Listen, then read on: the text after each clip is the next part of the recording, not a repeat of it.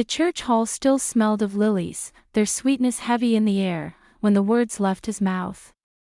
My father's casket had barely been lowered into the ground an hour earlier, and already voices buzzed about money, stocks, property. I sat at the edge of the long wooden table, my hands clenched so tightly my knuckles whitened. Then my brother-in-law, Mark, leaned back in his chair, casual as if discussing weather, and said, "Well, it only makes sense. The $5 million should go to Kelly. She's the oldest. She'll know what to do." My sister's hand rested on his arm, but she didn't protest. The room fell silent. My heart did not. I've always believed a person's life can be measured in quiet details, not loud declarations. My father used to say that, back when I was a boy sitting on the back porch with him, watching him polish his shoes until the leather gleamed. "How you care for the small things," he'd whisper, "that's how you care for people." Maybe that's why I became an accountant. Numbers are small, stubborn things, and I was good at handling them. Not brilliant, not flashy, just steady. People trusted me. At least, they used to. The morning after the funeral, I woke before dawn. The house was too quiet. My wife, Sarah, had dozed off on the couch after a night of restless tossing. I moved quietly into the kitchen, the linoleum cold beneath my bare feet, and started the coffee pot. The hiss and drip filled the silence, sharp and comforting. I spread the newspaper on the table out of habit, though I barely registered the headlines. Instead, my eyes traced the edges of my father's old wristwatch, which I'd slipped into my pocket the night before. It still smelled faintly of his aftershave, something woody and clean. "Are you up already?" Sarah's voice came softly from the doorway. "Couldn't sleep." She nodded, eyes heavy, hair falling loose around her face. "You don't have to hold it all in, you know." I wanted to tell her everything, the anger building in me, the humiliation of Mark's words still echoing like a slap, but the words wouldn't come. Instead, I muttered, "I just need to keep busy." By mid-morning, I drove into town. My office building was a modest brick square tucked between a florist and a diner that always smelled of frying bacon. Inside, my desk was stacked neatly with folders. I ran my hand across them like they were anchors keeping me steady. My assistant, Claire, looked up as I came in. "Shouldn't you be at home, taking time off?" "Work helps," I said simply. She hesitated, then handed me a sympathy card that had been left by a client. I read the careful handwriting and felt something twist in my chest, not grief, exactly, but a reminder of how others saw me. Reliable. Trustworthy. Invisible, almost. That evening, Sarah and I ate in silence, the clatter of cutlery too loud in the stillness. My phone buzzed with a message from Kelly. "Family meeting tomorrow at Mom's house. We need to discuss Dad's estate." I stared at the words, my appetite gone. Sarah reached across the table, squeezing my hand. "Don't let him get to you," she whispered. But Mark already had. His casual dismissal of me at the funeral had cut deeper than I'd admitted, and I knew tomorrow would be worse. My father's study used to be filled with books, papers, neat rows of labeled boxes. I'd helped him catalog his stock certificates once, careful as if I were touching holy relics. He had trusted me with the details of his work, even called me his quiet steward. And now, with him gone, my brother-in-law had tossed that trust aside with one arrogant sentence. As I lay awake that night, staring at the ceiling, I realized something with chilling clarity. They thought I would stay quiet.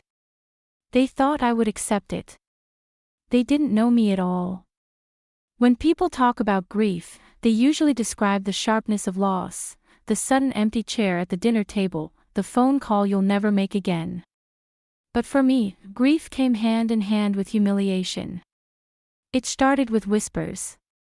A week before the funeral, when my father was still in hospice, Kelly had already begun dropping hints about responsibility. You know, Dad always relied on me, she said one evening as we sat in the hospital lounge. Her voice was calm, but her eyes flicked toward me like knives. Being the oldest means stepping up. I looked at her, exhausted after 12 hours at my father's bedside. We all step up, Kelly. You're not the only one.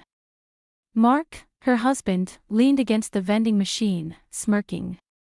Come on, man. She's always been the planner. You're more the numbers guy. The word stung, though I pretended not to care. I'd been the one sorting medications, balancing bills, taking night shifts so Kelly could go home to her kids. But in their eyes, that wasn't leadership. At the funeral reception, while people murmured condolences and the smell of casserole hung in the air, the whispers turned louder. Uncles, aunts, even cousins, all drawn into the orbit of Kelly and Mark. He had a way of speaking with false confidence, tossing numbers around like chips at a poker table.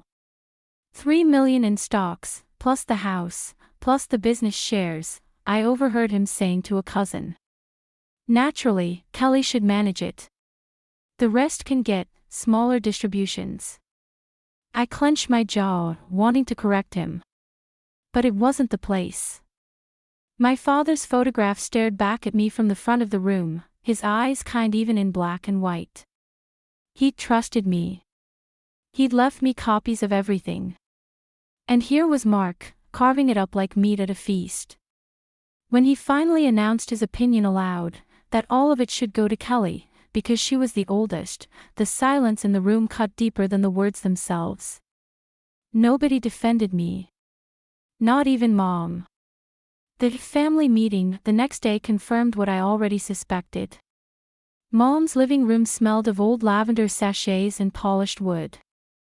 The clock ticked too loudly. Kelly sat upright on the couch, her face calm but unreadable. Mark paced the room like he owned it. Dad wasn't clear in the will, Mark began, but it makes sense. Kelly manages the estate. She's got the backbone for it. We'll set aside something for the rest, of course. Fair is fair. Fair. My voice cracked against the quiet. I was the one helping Dad with his accounts. I know every certificate, every dividend schedule. Dad trusted me with it. Mark shrugged. You're too close to it. You'd get lost in the weeds. Kelly sees the big picture. I looked at my sister, searching for even a flicker of doubt. But she only nodded. It's what Dad would have wanted. I almost laughed, bitter, disbelieving. Dad told me he wanted us to share equally. He put it in writing. Mark's smile tightened. We'll see what holds up in court. But let's not make this messy. Family should stay united. United. The word burned like acid. That night, Kelly sent me a message, don't fight this. It'll only hurt Mom if we drag it out. I stared at the screen, fingers trembling. After all the nights I'd spent in the hospital, after years of being the one Dad leaned on, she wanted me to step aside. It wasn't about money, not really. It was about being erased. About being told my place was somewhere behind them, silent, invisible. Lying awake, I remembered my father's voice, low and steady, take care of the details, son. They reveal the truth. And I realized the truth was already there, buried in ledgers, certificates, and records that Mark and Kelly had no idea existed. They thought they'd silenced me. But all they had done was light the fuse. A week after the funeral, Mom invited us all back to the house for what she called a clarification meeting. Her living room looked smaller than I remembered, weighed down by stacks of condolence cards and the faint smell of stale flowers. The curtains were drawn, shutting out the afternoon sun. Kelly and Mark sat together on the couch, their shoulders touching, a united front. I sat opposite them in Dad's old recliner, the one where he used to read the paper with a pen tucked behind his ear. It was supposed to feel like home. Instead, it felt like enemy territory.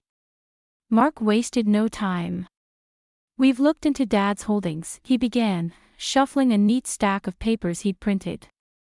His voice carried the same smug confidence as before. "It's clear the assets should be consolidated under Kelly's name. For efficiency. To avoid confusion." Kelly nodded slightly, her hands folded neatly in her lap. She didn't look at me. "Confusion?" I leaned forward, my pulse quickening. "Dad left instructions.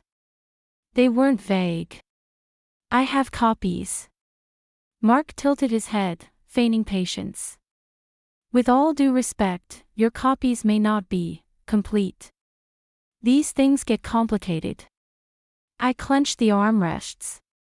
Complicated. That was his favorite word, a way to make me seem incompetent without saying it outright. I turned to Mom, desperate for some sign of support. She sat in her corner chair, her shoulders sagging under the weight of grief. She avoided my eyes. "Mom," I said softly, "Dad wanted us to share equally. You know that." Her lips pressed into a thin line. "I just don't want fighting," she whispered. "Kelly is the oldest, maybe it's simpler this way." The words stung worse than anything Mark had said. My own mother, choosing silence over fairness. Mark seized the moment. "See? Even Mom agrees. This isn't about taking anything from you. It's about responsibility. Kelly will manage it all, and you'll still have your share. Eventually." Eventually. The word tasted like ash. After the meeting, as everyone dispersed, Mark caught me by the door. His smile was tight, his voice low enough so Mom wouldn't hear. "You really think Dad trusted you more than Kelly?" He chuckled, shaking his head. "Come on. You've always been the background guy. Reliable, maybe, but not a leader. Not the one people follow." My chest tightened. For a moment, I couldn't breathe. He leaned closer. "Do yourself a favor. Don't make this ugly. You'll only embarrass yourself." Then he walked out, arm around my sister, leaving me frozen in the doorway like a forgotten shadow. That night, I couldn't sleep. The house was silent except for the tick of the clock in the hallway. I lay awake, replaying Mark's words over and over. Background guy. Not the one people follow. But Dad had followed me. He trusted me with his accounts, his medications, even the smallest details of his care. He hadn't turned to Kelly or Mark. He'd turned to me. And now they wanted to erase that. To rewrite history so I was nothing more than a footnote. Around 3 a.m., I rose from bed, pacing the dark room. My fingers traced the edges of the file folder on my desk, the one filled with Dad's records, account statements, handwritten notes. They thought I was weak. They thought silence meant surrender. But silence is not the same as weakness. Sometimes silence is the storm gathering strength. And mine was about to break. The days after the clarification meeting bled into each other, gray and heavy. I went through the motions, work, meals, polite nods at neighbors, but inside, I was a storm that refused to settle. Every night was the same. I would lie in bed, staring at the ceiling fan as it circled endlessly, a metronome for my anger. My body was still, but my mind replayed every moment, Mark's smug smile, Kelly's silence, Mom's hesitant words. And always, my father's voice lingering in memory.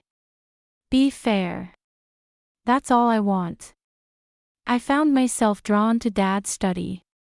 The room smelled faintly of cedar and old paper. Dust motes floated in the air, lit by the weak light of the desk lamp. His pen was still on the desk, the nib stained with ink. Sitting in his chair, I ran my hands over the smooth armrests, tracing the indentations where his elbows had rested countless times. For the first time since the funeral, I allowed myself to cry. Quietly, at first. Then harder, until my shoulders shook. Why did you leave me with this? I whispered to the empty room. Of course, I knew the answer. He had trusted me to be strong, to do what was right. But strength felt like a curse when it made others think they could take advantage. By the fourth sleepless night, my body betrayed me, trembling hands, a hollow ache in my chest, a fog that clung to my thoughts. Yet the exhaustion only sharpened my resolve. At 2 a.m., I sat on the floor with Dad's file box spread around me. Bank statements, stock certificates, a thick binder of his handwritten notes. His handwriting was cramped, but steady, each page meticulous. On one page, a line stopped me cold. Divide equally among my children. This is my final wish. I stared at those words until they blurred. My throat tightened, but beneath the grief rose something else, fire. Mark's words echoed, background guy. Not the one people follow. But this was leadership. To honor Dad. To defend his truth. The next morning, I caught my reflection in the bathroom mirror. My eyes were bloodshot, my jaw clenched. I hardly recognized the man staring back. But there was something new in his gaze, steel. I spoke aloud, testing the sound of my own conviction. No more silence. The words hung in the steamy air, foreign yet liberating. I dried my face and walked back to the study. I began to sort Dad's papers into careful piles, assets, correspondence, handwritten notes, legal records. For the first time, I saw not just grief, but a plan forming. Every statement, every letter, every check Dad had signed became a weapon, not of cruelty, but of truth. That evening, as the sun dipped low, I remembered a quiet moment with Dad from months before his passing. We had sat on the porch together, the sky painted orange and purple. His voice had been thin, but steady. You know why I depend on you, don't you? He'd asked. I had shrugged then, embarrassed. Because I live closest. He chuckled, shaking his head. Because you don't just listen. You carry things. You see them through. Now, those words felt like a command from beyond the grave. I wiped my eyes, breathing deep. Mark had underestimated me. Kelly had dismissed me. Even Mom had doubted me. But Dad hadn't. And I would not betray his faith. That night, I opened my laptop and began scanning the documents, labeling each file, creating a digital trail no one could dispute. It was tedious, methodical, almost comforting. Each click of the scanner felt like reclaiming a piece of Dad's voice. By the time the sky lightened, I had nearly 200 files organized. My exhaustion was complete, but for the first time since the funeral, I slept. Not deeply. Not peacefully. But with purpose. I woke the next morning calmer than I had been in days. The anger was still there, but no longer aimless. It had shape. Direction. I wasn't going to shout at Mark. I wasn't going to beg Kelly or plead with Mom. No, I would let the truth speak. And when it did, the silence that followed would not be mine. It would be theirs. The first Monday after my decision, I walked into a downtown lawyer's office with a folder tucked under my arm. The building smelled of coffee and disinfectant, its lobby too polished, too cold. I sat across from a probate attorney named Ms. Carter. She was mid-40s, sharp-eyed, with a pen that clicked as fast as my heartbeat. Tell me everything, she said. I laid out the documents, Dad's handwritten notes, the official will, the bank records. She leafed through them with quick precision, her brow furrowing deeper with each page. Finally, she looked up. This isn't vague at all. He was explicit. Equal division. Why hasn't this been honored? Because my brother-in-law thinks efficiency means Kelly should control everything. Her lips pressed together in a thin smile. Efficiency for whom? For a week, Miss Carter sent letters to my mother and siblings, requesting acknowledgement of the will's terms. Silence. When Kelly finally replied, it wasn't to Miss Carter. It was to me, in a clipped email. Why are you dragging lawyers into this? Dad would hate the fighting. Mark only wants what's best. You're making things harder than they need to be. I stared at the glowing screen, my hand trembling over the mouse. She had twisted it, made me the villain, the troublemaker. When I didn't respond, she sent another message. If you push this, you'll regret it. Don't test me. That night, doubt returned like an old enemy. I sat on the porch, the cool air damp against my skin, wondering if I was wrong. Was I dishonoring Dad by fighting? Maybe Mark was right. Maybe I was the background guy, stirring conflict when peace was better. I closed my eyes, but instead of doubt, I saw Dad's handwriting again, divide equally among my children. This is my final wish. No, this wasn't about greed. It wasn't about money. It was about dignity. About keeping my father's voice from being erased. I dug deeper. I spent evenings combing through Dad's old desk drawers, flipping through binders, photographing receipts. Invoices for stock purchases, dividend checks, letters from financial advisors. Each page was a breadcrumb leading to the undeniable truth. Dad had planned meticulously, down to the last cent. He had trusted us to respect that. One night, buried in a stack of envelopes, I found a sealed letter addressed to my children. My heart pounded as I slid it open. Inside, in Dad's steady script, he had written, "If you're reading this, I'm gone. Please remember, family matters more than money. But fairness is family too. I trust you to honor that." I clutched the paper, tears burning my eyes. It wasn't just evidence. It was a weapon of truth. The next time we gathered, this time at Kelly's house, Mark took center stage again. He had a spreadsheet projected on the TV, rows and columns of numbers scrolling like gospel. "This is the practical way forward," he declared. "Kelly consolidates. Everyone benefits. No mess, no delays." I waited for him to finish, then laid Dad's letter on the coffee table. Silence fell as Kelly read it aloud, her voice tightening with each word. When she finished, Mark's face flushed red. He leaned forward. "Anyone can write a letter. This proves nothing. Where's the legal seal? Where's the notarization?" His words sliced the air. My chest tightened. He wasn't entirely wrong, the letter wasn't legally binding. It was heartfelt, but in court, it might crumble. For the first time since I'd started, my confidence cracked. That night, Miss Carter called me. "Don't lose heart. A letter like that won't settle the case legally, but it's powerful. Courts look at intent. Intent matters. Even if Kelly and Mark fight it." I asked. "Especially then. Because the judge will see who's honoring his intent, and who's twisting it." Her words steadied me, but I knew the road ahead wouldn't be easy. Mark thrived on conflict. Kelly hid behind him. Mom still sat silent. And me? I was one man with a folder of papers and a stubborn will. Weeks later, the case moved into mediation. A sterile conference room, fluorescent lights buzzing, a round table that felt too small for so much hostility.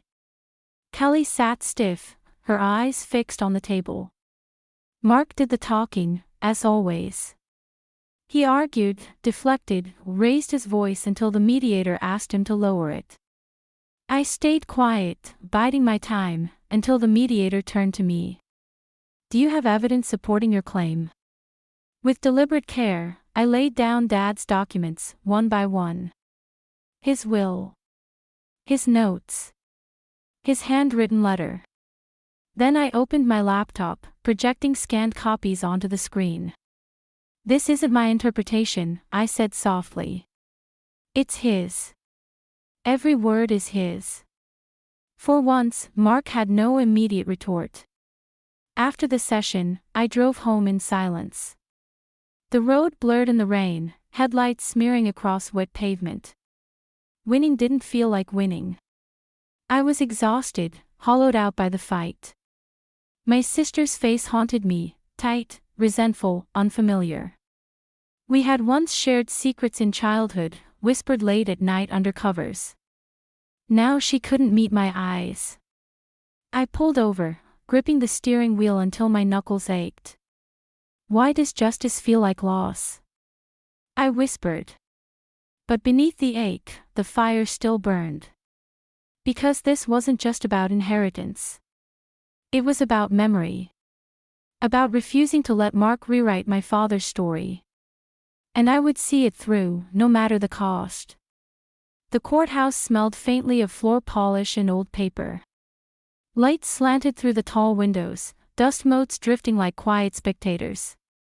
I sat at the long wooden table with Miss Carter beside me, my folder of documents stacked neatly in front of me. Across the aisle, Kelly and Mark whispered furiously, their lawyers shuffling papers with restless hands. My chest was tight, but beneath the tension was a strange calm, the kind that comes when there's nothing left to lose but everything to defend. When the judge entered, the room hushed. His voice was steady, measured, as he explained the proceedings. Then he asked for opening statements. Mark's lawyer went first, painting a picture of efficiency and family harmony. He spoke of Kelly as the natural leader, the sibling best positioned to manage substantial assets responsibly. Mark nodded along, his face composed, his eyes flicking toward me with thinly veiled triumph. When it was our turn, Miss Carter stood. Her voice was clear but restrained, each word carefully chosen. "This case is not about efficiency. It is about honoring a man's final wishes. The evidence will show that he wanted equality, not favoritism. That his voice, though silenced by death, still speaks through the documents he left behind." She sat down, sliding the floor to me. My throat tightened. I hadn't planned to speak, but suddenly I knew I had to. I rose slowly, every eye in the room on me. My palms were damp, my heart beat loud in my ears. "My father was not a careless man," I began, my voice unsteady but growing stronger. "He kept records. He planned. And he trusted us, his children, to respect those plans." I lifted the first folder, laying the will on the table. "Here is his will, signed and dated. Clear as day. Equal division." The judge nodded slightly as he scanned it. Then I placed the thick binder of Dad's notes beside it. "These are his financial records. Every transaction logged, every asset accounted for." And here, I paused, pulling out the sealed letter addressed to us, is the part that isn't legal but is undeniable. His intent. My hands trembled as I opened the envelope and began to read aloud. "Please remember, family matters more than money. But fairness is family too. I trust you to honor that." The words echoed in the still courtroom. For a moment, there was silence so heavy it pressed against my chest. I looked up and saw Kelly staring down at her lap, her lips trembling. Mark, however, leaned forward, his face flushed with anger. "That letter means nothing," he snapped. His lawyer tugged at his sleeve, but he shook him off.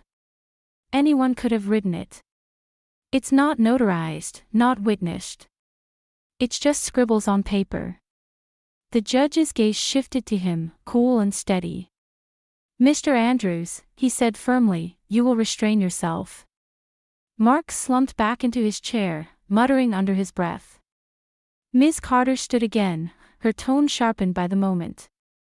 "Your Honor, the law weighs intent when interpreting a will. And here, we have a man's will, his financial records, and his final words, all pointing to one truth: equality. To ignore that would not only disrespect his legacy but also invite an injustice that this court cannot permit. The judge leaned back in his chair, fingertips pressed together. The silence stretched, heavy with anticipation. Finally, he spoke. The evidence is clear. The will is valid and binding. The assets are to be divided equally, as the deceased specified. This court so orders. The words washed over me like a tide. Relief, disbelief, and quiet triumph all collided in my chest. I exhaled shakily, gripping the edge of the table as if to ground myself. Across the aisle, Kelly's shoulders sagged, tears glistening in her eyes.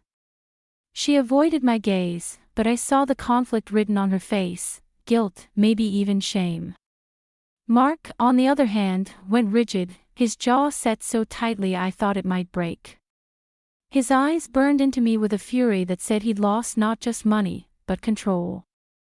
As the judge dismissed us, I gathered Dad's papers slowly, reverently, as though I were carrying his voice back into the world. My hands no longer shook. Walking out of the courtroom, the air felt different, lighter, sharper, like the first breath after a storm. I had not shouted. I had not cursed. I had simply let the truth speak. And in the end, it had been enough. The courthouse steps were warm beneath my shoes, sunlight spilling across the stone as if the sky itself had been waiting for this verdict. People hurried past, lawyers with briefcases, clerks with folders, strangers caught in their own storms. Yet for me, the world had slowed. Each breath felt deliberate, each step a release. I had walked in carrying the weight of suspicion, grief, and betrayal. I was walking out lighter, not healed, not whole, but no longer bent beneath the crushing sense of powerlessness. Miss Carter touched my arm before leaving. "You did well in there," she said softly. Her words carried more than encouragement, they carried recognition. I wasn't just someone who had been wronged anymore. I had stood my ground, spoken my truth, and watched justice acknowledge it. I nodded, unable to say much, and she gave me a small smile before disappearing into the crowd. Kelly lingered near the entrance, her arms wrapped tightly around herself. She looked smaller somehow, stripped of the confidence Mark had wrapped around her like armor. Our eyes met briefly, and for the first time in months, I saw my sister, not the adversary who had sat across from me in silence. Her lips parted as if she wanted to say something, but no words came. She turned away, following Mark, who stormed down the steps without a glance back. The distance between us had never felt so vast, yet there was no satisfaction in watching them go. Just quiet grief for what could never be repaired.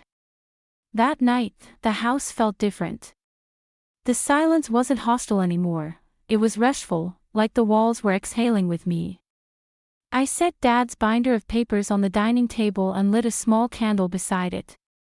The flame wavered in the stillness, reflecting in the glossy pages, illuminating the neat handwriting that had once been his private routine. I traced the ink with my fingertips, feeling closer to him than I had at the funeral. Grief is strange. It doesn't end when justice is served. It doesn't leave when truth is spoken. But it shifts. It loosens its grip. That night, I let myself cry, not the angry tears that had fueled me for weeks, but soft ones, born of release. I missed him, plain and simple. And for the first time since he died, I let myself miss him without the shadow of betrayal looming over the memory. In the weeks that followed, the division of assets was handled by the court-appointed executor. Every time I received a letter confirming the equal split, I felt both vindicated and hollow. Money had never been the prize, fairness was. And though I had won that fight, the cost lingered. Phone calls from Kelly never came. Holidays passed in silence. The family table, once filled with overlapping voices, sat smaller now. But something unexpected grew in the absence. I found myself walking more, cooking recipes Dad had once loved, tending to the garden he had planted behind the house. The tomatoes ripened slowly, stubborn against the late summer heat, and I smiled each time I picked one. It was a small act, but it felt like a thread tying me back to him. A reminder that his legacy was not just in numbers and wills, but in the earth, in laughter, in the lessons I carried. Friends reached out, some cautiously, unsure if I wanted company. For a while, I preferred the solitude. But gradually, I let people back in: dinner with an old colleague, coffee with a neighbor, laughter over a board game that stretched late into the night. Life seeped back in through the cracks Betrayal had left behind. It wasn't the same life I had before, but it was a life I was learning to choose. One afternoon, sorting through old boxes in the attic, I found a photograph. It was of Kelly and me as children, sitting on the front porch with Dad between us, his arms around our shoulders. The three of us were laughing, mouths wide open, eyes bright. I stared at it for a long time, my chest tight with longing. That version of us was gone, irretrievable. But the photo reminded me that once, love had been enough. Maybe one day, in some distant future, we could find our way back to even a fraction of that. For now, I placed the picture in a frame by my bed, not as a wound, but as a reminder that betrayal doesn't erase love. It just complicates it. The biggest shift, though, was internal. I no longer saw myself as the shadow in the family, the sibling dismissed, silenced, overlooked. I had proven, not just to them but to myself, that my voice mattered. That when I chose to stand, I could. And though the battle had left scars, it had also carved out a strength I hadn't known I carried. The story of the inheritance became less about what they had tried to take and more about what I refused to surrender: my dignity, my truth, my father's honor. And in that refusal, I found a steadier ground to stand on. Autumn came quietly that year. The leaves turned gold and crimson outside my window, their colors bleeding into one another the way memories do when you stop trying to hold them in neat lines. I would sit in the armchair by the window, a mug of coffee warming my hands, and watch them fall. Each leaf drifted down slowly, twisting in the air before surrendering to the ground. It felt like a metaphor I didn't need to name: grief, anger, betrayal, all softening into something less jagged, less consuming. In the months since the trial, I had learned that revenge doesn't end with the moment of truth. The courtroom silence after the verdict wasn't a finish line. It was just a door swinging open to a different path. A quieter one. For so long, I had carried my father's memory as though it were a shield I had to lift against every accusation and every selfish word my brother-in-law spoke. But now, when I thought of Dad, the first image that came to mind wasn't the binder of accounts or the judge's ruling. It was him at the kitchen table, humming tunelessly as he read the morning paper, his glasses sliding down his nose. It was him laughing as he burned the Sunday pancakes again.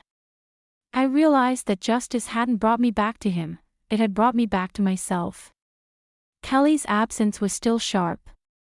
Holidays felt strange without her laughter, her stubborn insistence on playing board games even when no one else wanted to. I sometimes wondered if she thought of me, if she regretted letting Mark's hunger for control eclipse the bond we once had.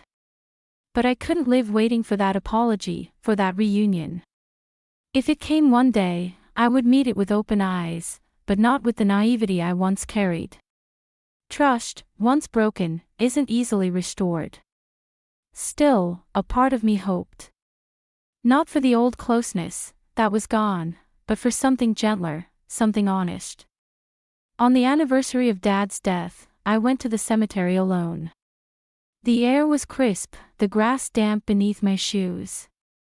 I stood before the headstone, tracing the engraved letters with my fingertips. For a long while, I said nothing. Then, quietly, I spoke. They tried to rewrite your legacy, Dad. But they couldn't. I made sure they couldn't. The wind stirred the branches above me, scattering a handful of leaves across the path. I let out a breath I hadn't realized I was holding, a breath that felt like both a farewell and a promise. Walking back, I felt lighter. Not triumphant, not vindictive, just steady. Life was never going to return to what it was before that funeral, before those words in the church hall that cracked my family in two. But life wasn't broken beyond repair either. It was still mine to shape. At home, I placed fresh flowers in the vase on the dining table and lit a candle beside them. The flame flickered gently, casting soft shadows against the walls. For the first time in a long time, the house didn't feel haunted by silence. It felt like a space I could grow into again, room by room, moment by moment. I raised my cup of coffee and whispered, not to anyone in particular but maybe to the air itself, "This is the life I choose now." The words settled around me like the falling leaves, quiet, simple, and enough.